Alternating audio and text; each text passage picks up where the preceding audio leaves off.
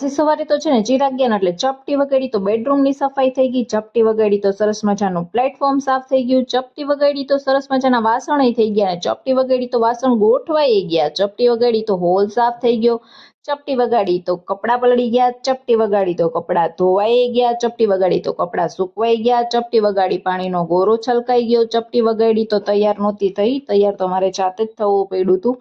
પછી ચપટી વગાડીને માથું દુખ્યું હતું, કરમ ભમરારી બામ જ પૂરી થઈ ગઈ.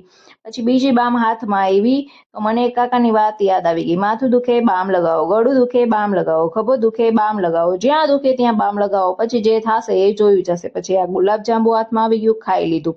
પછી છાશ ફેરવવાની હતી તો એ કર્યું. પછી ઘરે આવ્યા અતિથિ દેવો ભવ, એટલે આપણે દેવોને ભવ કરવા માટે સરસ મજાનું લીંબુ શરબત બનાવ્યું. અને પછી આ કાચી કેરી હાથમાં આવી ગઈ તો એનું સલાડ બનાવી નાખ્યું. ને પછી શાક હતું પણ રોટલી તો હતી નહીં, અને એ રોટલી લેવા માટે હું માગવા માટે ભાગી ગઈ. પછી ઘરે એવી રોટલી ન મળી. પછી સરસ મજાનું પોતું મારી લીધું શાક ખાઈને જ.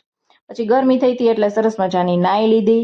નાઈને ચપટી વગાડીને વાસણ થાય એમ નહોતા એટલે હાથેથી કર્યા. પછી તમને દેખાડવા માટે સ્ટીલના ગ્લાસમાંથી કાઢીને કાચના ગ્લાસમાં લીંબુ શરબત નાખ્યું.